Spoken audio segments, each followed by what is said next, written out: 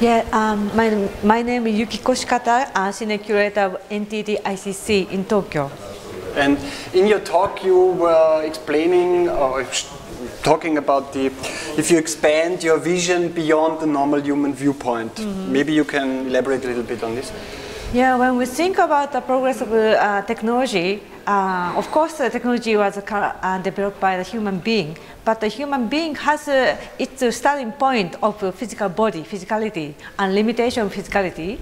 So we had some notion of time and space cultivated, developed by in the history by the progress of technology, but we might think more. I think it's very important to feel another way to see the world from different kind of perspective.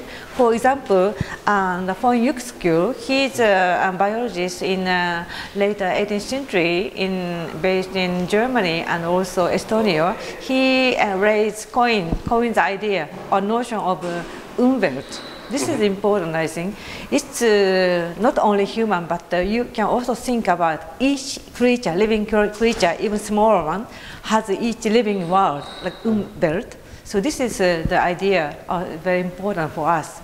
But you were also hinting at that now that we have means to differently view it or represent and even map it, it's changing back to how we live our small perspective world. Yeah, actually, when we think about human being, of course, especially after the modernization after Descartes, so it's easy to think the human being as a more like one person or individual actually.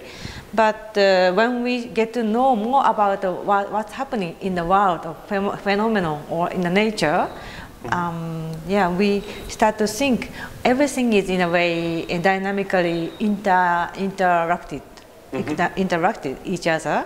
So human being is also a part of this kind of phenomenon. So we might think and we might imagine the new way of perceiving the world based on the information dynamics.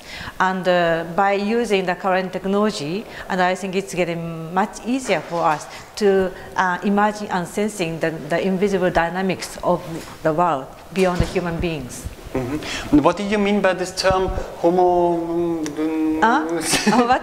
You coined the term today, homodynamic? Homeodynamics. Yeah. Yes, homeodynamics is a term actually coined by one scientist and mathematician of Tokyo University named Kazuaki Aihara. Yeah. He has been researching the chaos theory. And from his perspective of observing the world by complex science, he found that the world, including body, also world, can be interpreted not by the term of homeostasis. Okay. Homeostasis is the kind of general world that people can see. Like each human being or each creature is in good operation by having balance, but not homeostasis.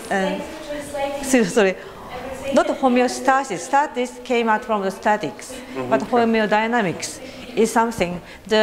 Each living creature has some dynamics inside, and how to say, it's not actually regularly, and the heartbeat is not regularly beat, because it has some